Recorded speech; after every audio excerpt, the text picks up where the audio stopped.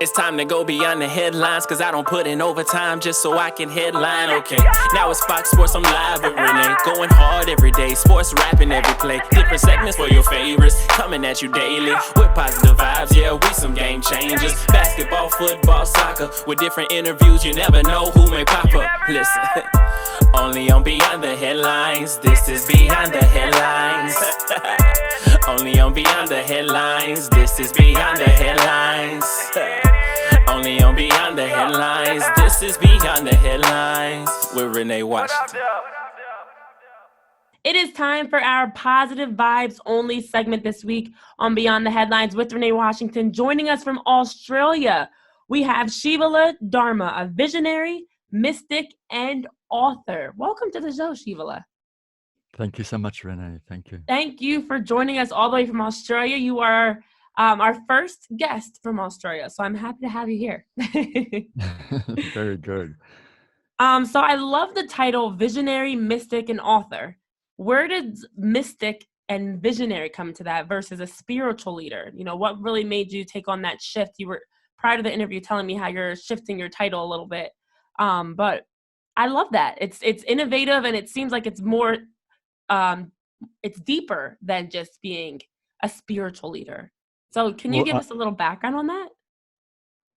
I think it's because during the last several months, we have been seeing a lot of people arising and calling themselves spiritual teachers or integrating the narrative and the rhetoric of being a spiritual teacher, life coach, and all that. And it doesn't necessarily mean that they are so much functioning as what you'd call a really ordained spiritual teacher that has had a true self-awakening, say self-realization, basically. And I would say that my work is not really so much about teaching. It is more about inviting people into that mystery of the presence of love itself. So it is more of a mystic path that I function through, so to speak. I like to invite people into having a direct experience of that mystic realm of life that is, in actual fact, is within everybody to start with. So I act as a catalyst for that, a mirror for that, and I will speak, but not so much to respond to questions, although I will respond to questions, but more so to give a person back to themselves, for them to recognize, what do they know? What are they perceiving in this very living moment themselves that they could bring their awareness to, rather than me giving them an answer? Oh, okay. So you're helping people to find that, and something I love, that finding that inner peace and finding themselves instead of telling them who they are, essentially. So That's right. I'm curious to know, and for our listeners especially, what really got you into this to begin with? I mean, you've spent the last 25 years teaching, attending workshops, holding trainings and events. What really inspired you to go about the world? You're not just working in Australia, you're all over the world as an advocate for helping people find that inner peace and be more loving and united, and especially with the craziness that's in our world today, to be a voice of change. Right. So in response to that question, I could easily go over a very short synopsis of all the certain points that have occurred in my life.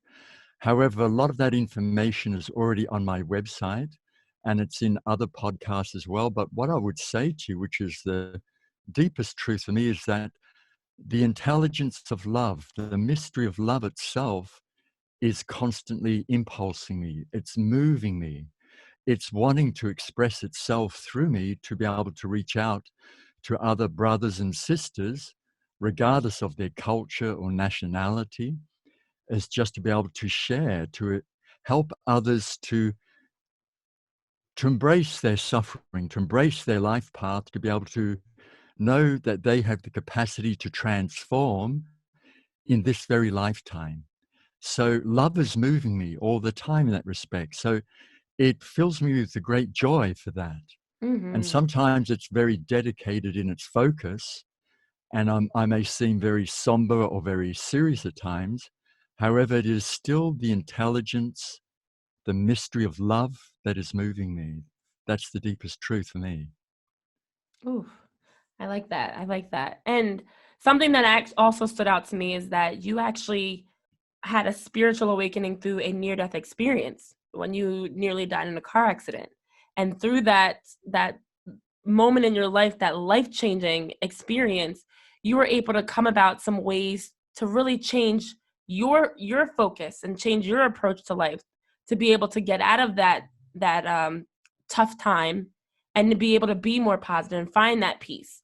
So what are the strategies that you found through your near-death experience that helped you get through that time of pain and just, I can only imagine how devastating that must have been for you and for your family, to be able to overcome it and be more positive moving forward? Well, I must pay homage in this moment to my father and my mother, Mm, because they were great inspiration for having to live tremendous adversity as they grew up, having lived tremendous amount of violence and abuse and lack of as well. And so they had a tremendous focus. And my father's focus for us was always stay positive and always give your best, be total in whatever you do.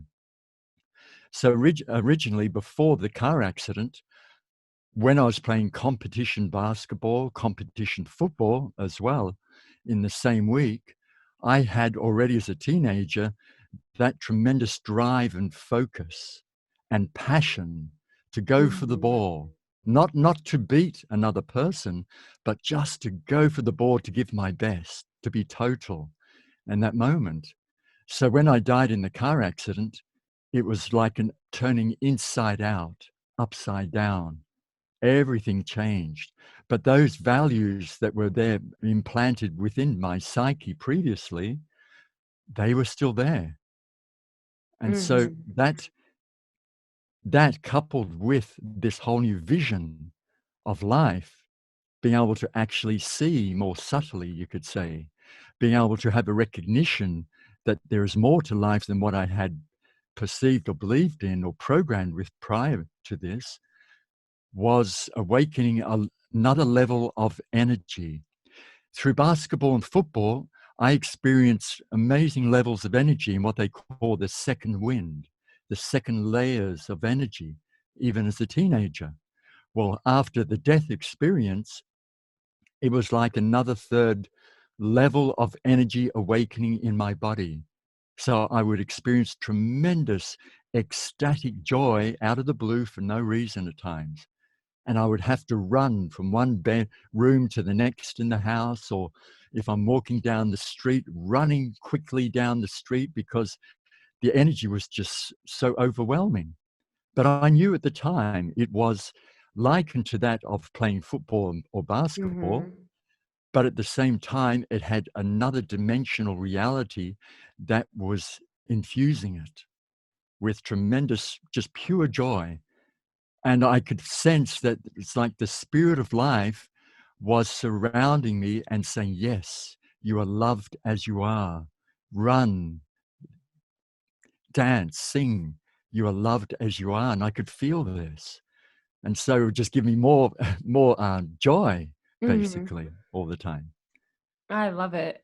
And the incredible thing about this, and this is something that I really try to also encourage and get people to realize, is, when in order to go about these changes to find more joy and be happier and find those moments where you're like, you're just happy, and you want to scream it from the rooftop. It just starts with a change in perspective.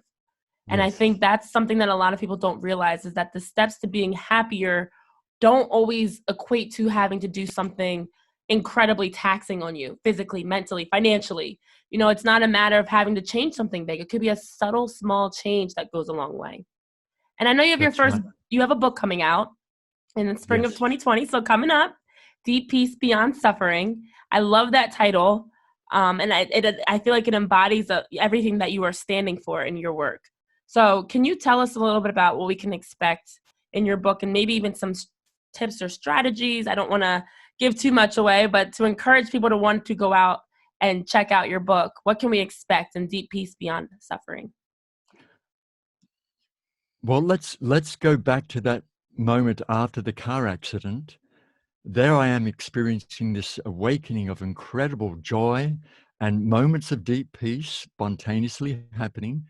Yet I was in a household with the family where during the last 3 years, from 19 to 22, there is a considerable amount of suffering happening within my mother, my father, between my siblings and my parents. So we were in the middle of, like, it felt like a war zone at times. And yet there were great moments and great days as well. But in that extraordinary amount of suffering, I had to rely upon going within, finding that stillness Mm. again. And those moments would occur when I'm in the middle of, say, a suffering moment with the family being in, like, such craziness. My brothers and I had to walk out of the house just to get away from the madness. And, but as soon as I come back in, I'd be practicing meditation in Mm. my bedroom. And so it was literally the art of being still, the art of breath awareness, that would actually constantly support that peace that was arising already through the car accident. It was, you could say, illuminating it even more and making it more palpable whilst in the middle of that suffering milieu, you could say. So in reality, both truths were happening. There was great suffering and there was great peace. And so it really showed me that it's not necessary that we have to get free of all of our suffering and transform or transmute everything.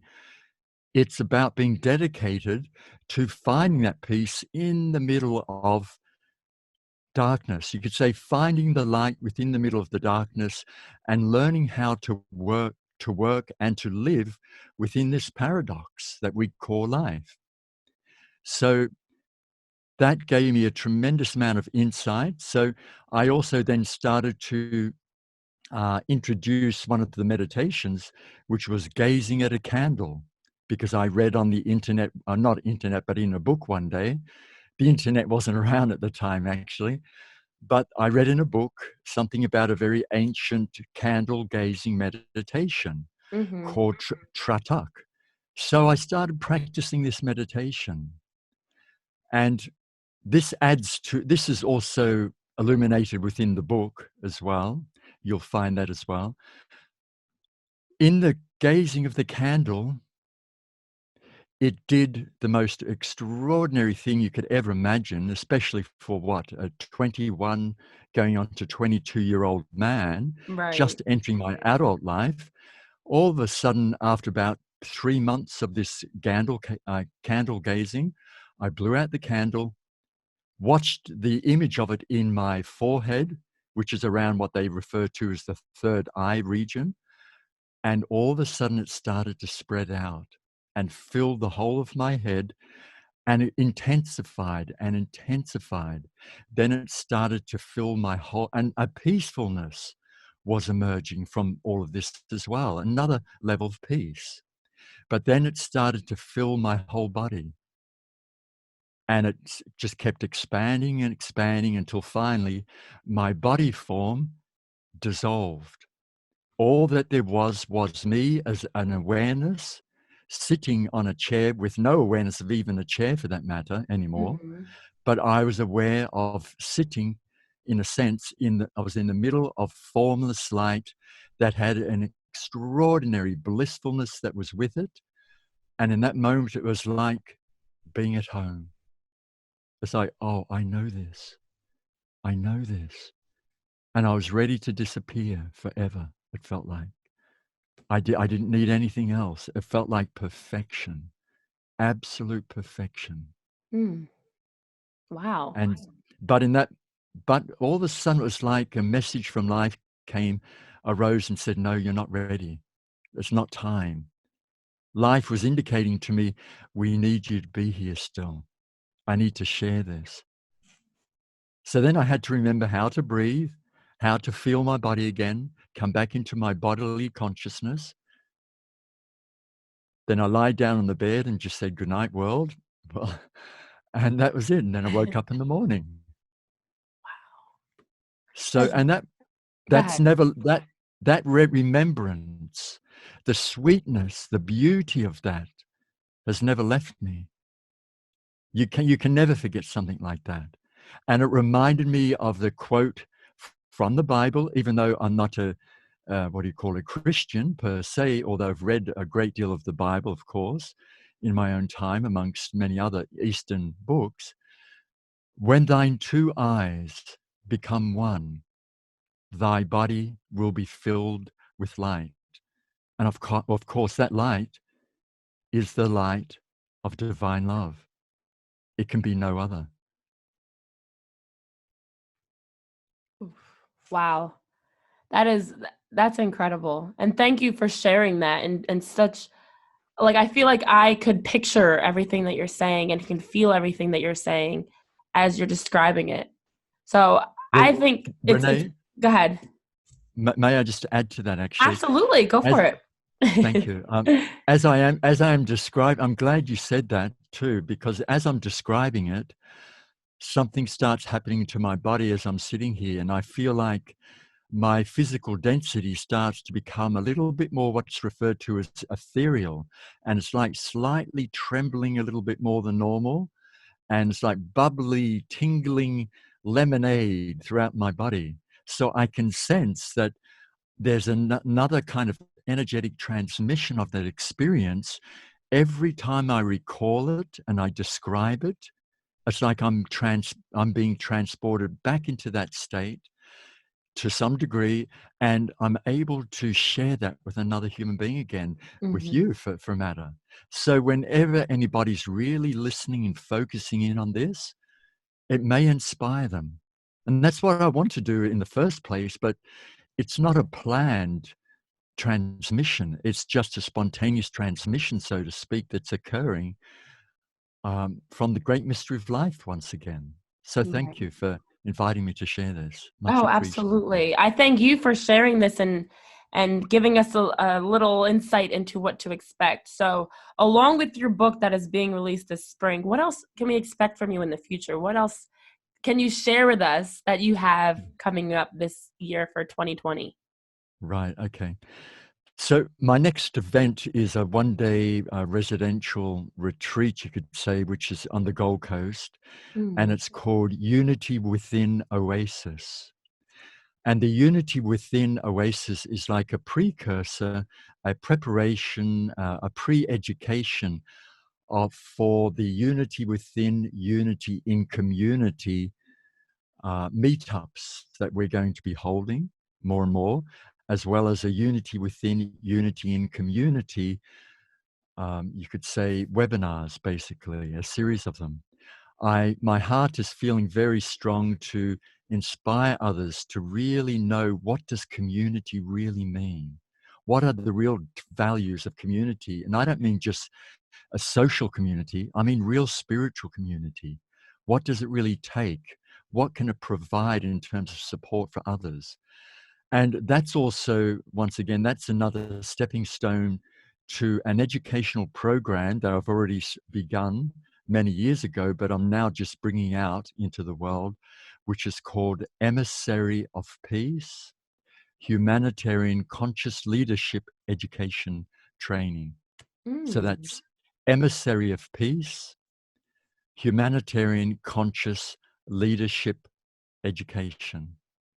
And that is a program in order to provide a template for leaders, how they can become an emissary, an ambassador, in other words, of peace, and to be able to be that representative for peace through whatever vocation may be their expertise or their particular skills set or whatever their gift is. So they know how to be a true emissary of peace in the world, because the way I see it and the way that many, many people are recognizing now, peace is missing so much globally, it is not funny. Mhm. So that is my vision, is how to bring this educational program into the world under the umbrella title of Emissary of Peace. Wow, and I think something you touch on is the fact that all over the world, it's not exclusive to here I am in New Jersey in the United States or for you in Australia. This is something that we all need to be better at finding ways to we speak about world peace, but what are we actually doing to work towards world peace? And what I like about what you just mentioned is the fact that you're now taking what you've learned, what you've experienced, to now teach other leaders to be able to be ambassadors of peace, to be able to expand. So now it's beyond, you're not the only one working, traveling all over the world to do so, but you have people around you that are doing the same thing and paying it forward to include others that also want to help and really selflessly help in this journey for peace in the world, when Yes, we all know that's it's right. much needed. That's right, Renee. And if I may just add to that a bit more too, this is why I'm bringing out these events called Unity Within Oasis. Because in order to really know and experience unity in community, one has to know unity within. So when anybody can start to contact that unity within and dedicate their life to that, they become an oasis for others. You provide an oasis. So even if we're providing say a 30-minute webinar on, say, Zoom online, I still refer to that as being an oasis, because that is an oasis. Even Mhm. for 30 minutes, it may be a moment where it might just save somebody else's life from a catastrophe or even committing suicide or a severe trauma that they can barely deal with. So Mhm. the unity within is vitally important in order to experience unity in community, to be able to know peace within. That's why the book is called Deep Peace Beyond Suffering, but not to negate suffering. It's to embrace the suffering totally and to walk with that so that you can know peace that is in the depths of our being, our own essential being, in order to then be able to bring peace into the world. All the political strategies in the world right now are contrary truly to the alchemy, to the chemistry of peace. To bring peace into the world, you must be able to demonstrate that you can embody peace and Mhm. that you can speak the language of true peace. That's an absolute necessity. It's existential. It's got nothing to do with philosophy or religion. It's just simply an existential fact. Absolutely. I could not agree more with you. So where can our listeners follow you? Along with your website, where can they follow on your journey to keep up with all that you're doing across the world? We have just gone and re-uploaded, I think, about 20 or more YouTube videos that have been taken from a number of podcasts and interviews over the last few years. I had my YouTube channel down for some time whilst we were doing a lot of renovation, so to speak. And so that's just gone up. After this call, I will send that link to you, and then you can Okay. always post that. It is also, it will be put up on my website very soon as well. And of course, my website is shivallah.com, which is SHIVALLAH.com. And so the YouTube channel will be reinstated up on that website as well. Perfect. Perfect. Well, Shivallah, thank you so much for taking time to join us from Australia. I am happy to hear about all the exciting things you're doing to help spread peace, your book that's going to be released this spring, and I'm looking forward to seeing what lies ahead in the future for you as you're being, you're walking the walk that you are talking. So being and embodying peace and world peace is incredible, and continue to do that. I respect it. I appreciate it. And I hope that more people are inspired because of you to do so. So thank you so much for joining us for our Positive Vibes Only segment. Thank you, Renee. And well done for having such a wonderful podcast show as well, and be able to invite people such as myself. What a great service you are providing also for humanity. Thank you so much. Oh, thank you.